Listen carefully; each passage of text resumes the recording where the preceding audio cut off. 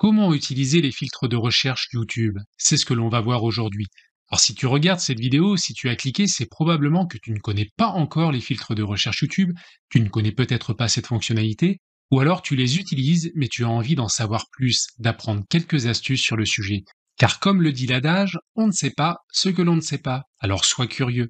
Alors personnellement, j'utilise ces filtres de plus en plus pour différentes raisons, notamment car cela fait gagner du temps tous les jours et permet d'accéder plus facilement à des vidéos intéressantes et d'affiner tes propres recherches. Car en standard, ces vidéos seront souvent noyées dans tout le fil de vidéos malgré l'utilisation de certains mots-clés. Et que ce soit sur ordinateur ou mobile, c'est la même chose, cette fonctionnalité existe. Alors on se retrouve sur la page d'accueil de mon YouTube, donc tu as la zone de recherche ici, et comme tu le vois en première intention, la fonctionnalité de filtre n'est pas présente. Donc on va rechercher un mot-clé, par exemple réussir sur YouTube.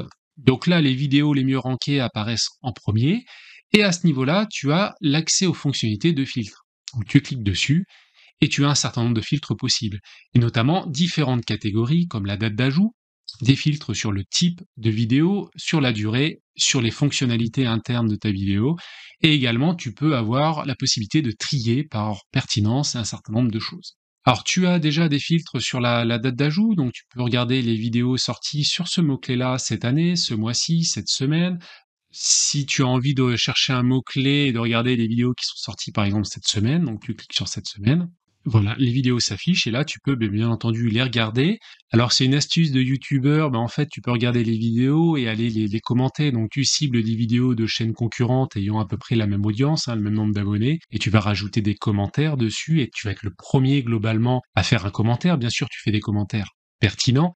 Et derrière, ça va pouvoir t'amener des viewers sur tes propres vidéos parce que les personnes qui vont voir ce commentaire-là vont être peut-être intriguées ou vont cliquer sur ton nom et vont accéder à ta chaîne et peut-être te découvrir. Alors, on va passer au second filtre, type. Donc là, il y a la possibilité de cliquer sur vidéo, c'est notre cas, mais tu peux aussi rechercher que des chaînes. C'est-à-dire que si je décoche le filtre là sur la date d'ajout, je vais le retirer, et que je vais choisir chaîne, là, je vais rechercher toutes les chaînes qui ont le mot-clé réussir sur YouTube, alors soit dans leur nom, soit dans leur tag. Donc ça peut être intéressant. Si tu recherches toutes les chaînes sur une thématique et tu as envie de suivre, de t'investir, tu vas rechercher toutes les chaînes ayant un certain nombre d'abonnés ou ayant un certain nombre de vidéos. Donc tu peux te balader, tu vois, il y a la chaîne de Je veux réussir de Philippe, par exemple, et tu descends, donc il y a la mienne, Laurent réussir sur YouTube, etc., etc. Donc ça, c'est intéressant de plus se cibler, non pas des vidéos, mais des chaînes intéressantes sur une certaine thématique. Alors le troisième filtre, c'est sur la durée. Donc là, on va décocher chaîne, on va revenir sur vidéo. Et là, tu vas pouvoir choisir la durée cible de tes vidéos. Si tu n'as pas beaucoup de temps et tu veux regarder des vidéos de moins de 4 minutes, tu choisis cette option. Ou tu peux choisir, bien sûr, les autres. Donc ça, moi, je l'utilise assez peu comme fonction, mais ça existe.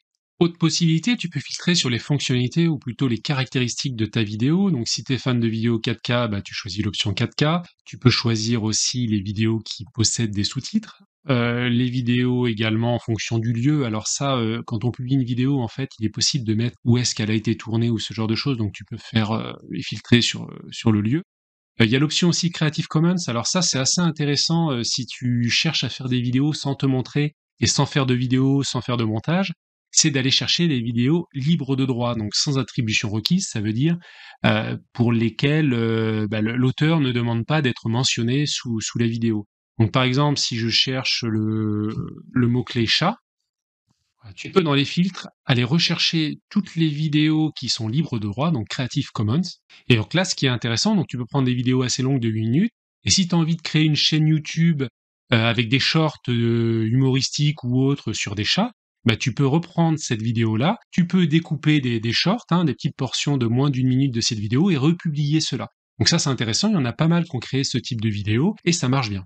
Alors, il y a une dernière possibilité dans les filtres. Alors, c'est pas une fonction de filtre, c'est une fonction de tri. Par défaut, YouTube trie par pertinence, donc en fonction de leur algorithme et du score qu'ils donnent à chaque vidéo. Mais tu peux aussi filtrer par date de mise en ligne, nombre de vues et avis. Donc ça aussi, ça peut être intéressant en fonction de tes besoins. Voilà, c'est terminé pour cette vidéo où je voulais rentrer un peu plus en détail sur cette fonction de filtre YouTube qui n'est pas toujours bien connue. Et toi, dis-moi en commentaire si tu utilises cette fonction et si oui, de quelle manière, ça m'intéresse. Et si tu veux découvrir d'autres tutos sur YouTube, gagner en productivité et développer ta chaîne YouTube, alors je t'invite à cliquer ici et je te dis à tout de suite de l'autre côté. Ciao!